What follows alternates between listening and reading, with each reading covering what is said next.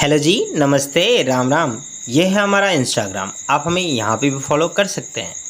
दोस्तों, आज की इस वीडियो में हम क्लास 12 फिजिक्स के एक इम्पॉर्टेंट टॉपिक की बात करेंगे, जिसका नाम है कुंडलियों का संयोजन। अंग्रेजी में इसे ग्रुपिंग ऑफ कॉइल्स कहते हैं। तो सबसे पहले यहाँ पर श्रेणी क्रम में हम संयोजन करेंगे। इससे पहले की वीडियोस अगर आप लोगों ने नहीं देखी हैं तो प्लीज़ जाकर ज़रूर देखिए। अगर नहीं देखेंगे तो यहाँ पर जो भी फार्मूला हम यूज करेंगे शायद आपको समझ ना आए, तो इसलिए हमारे पीछे की वीडियोस ज़रूर आप देखें। अगर आप हमारे चैनल पर नए हैं तो प्लीज़ चैनल को ज़रूर सब्सक्राइब कर लीजिएगा, ताकि आने वाले हर वीडियो की नोटिफिकेशन आपको मिलती रहे। चलिए शुरू करते हैं। दोस्तों, सबसे पहले बात करेंगे श्रेणी क्रम में। इस फिगर के बारे में आप यहाँ पर नोट करेंगे। माना L1 व L2 स्वप्रेरकत्व की दो कुंडलियाँ आपस में श्रेणी क्रम में जोड़ा गया है।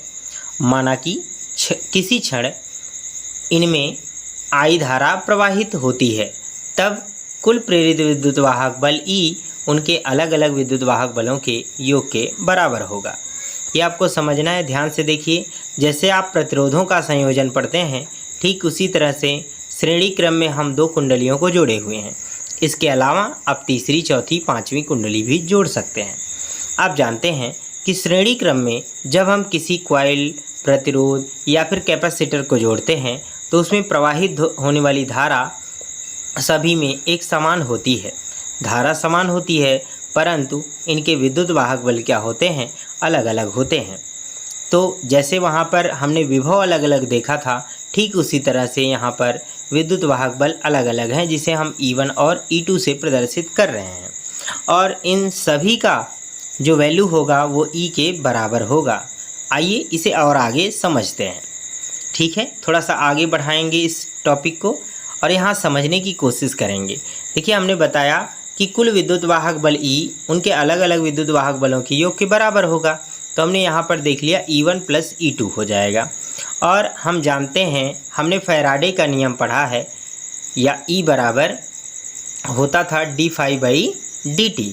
ठीक है, इससे पहले हमने स्वप्रेरकत्व जब आप लोगों को बताया था तो वहाँ पर हमने डिस्कस किया था कि स्वप्रेरकत्व E बराबर होता है -L di/dt। तो ये चीज़ आप लोगों को समझ के रखनी है। ठीक है, अगर आप लोगों ने वो वीडियो नहीं देखी है तो प्लीज़ चैनल पर जाकर स्वप्रेरकत्व और अन्योन्य प्रेरकत्व के बारे में ज़रूर स्टडी करिए। चलिए, अब यहाँ पर देखेंगे हम क्या कर सकते हैं। E की वैल्यू -L di/dt रख सकते हैं। ठीक इसी तरह से E1 का मान जो होगा -L1 di/dt रखेंगे। यहाँ पर जो E है इसका हम नंबरिंग नहीं कर रहे हैं, क्योंकि सभी में समान धारा प्रवाहित हो रही है मित्रों।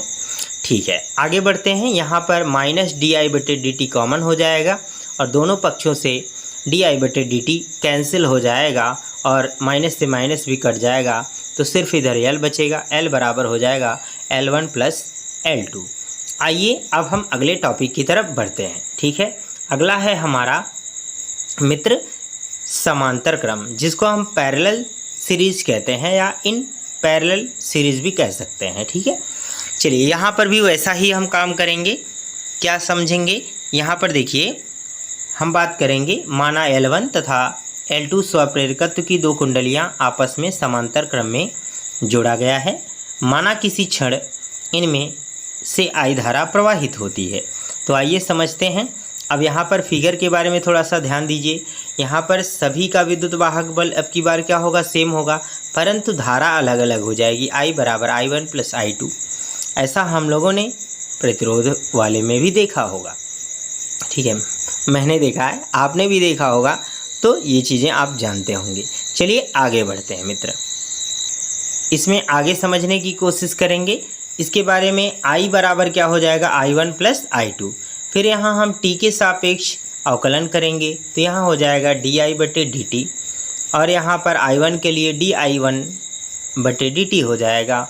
इसी तरह से di2/dt भी हो जाएगा। ठीक है, हम जानते हैं यहाँ पर di/dt की वैल्यू E/L के बराबर होगी।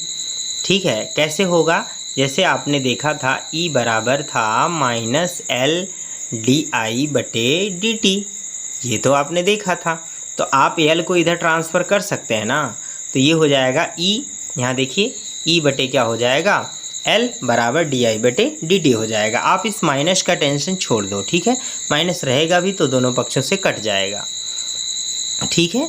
अब इसके बाद यहाँ पर हो जाएगा आपका ई अपॉन एल, यहाँ पर हो जाएगा, और इधर E1 बटे L1 और E2 बटे L2 हो जाएगा। हम जानते हैं E जो बराबर है E1 और E2 के, सभी जगह बराबर है। तो इसी तरह से ये वाली लाइन फिर से लिखेंगे, तो E अपॉन L बराबर E अपॉन L1 और E अपॉन L2 हो जाएगा। यहाँ से मित्र E कॉमन कर लेंगे तो E से E कट जाएगा, तो 1 अपॉन L बराबर 1 upon L1 plus 1 upon L2 हो जाएगा। ये भी फॉर्मूला जो है बिल्कुल प्रतिरोधों के संयोजन से रिलेटेड है। मित्रों, आपको ये वीडियो कैसा लगा हमें कमेंट सेक्शन में ज़रूर बताइएगा, और ऐसी ही वीडियो देखने के लिए हमारे चैनल को ज़रूर सब्सक्राइब करके जाना। मिलते हैं अगली वीडियो में एक और नए कंटेंट के साथ, तब तक के लिए जय हिंद, वंदे मातरम।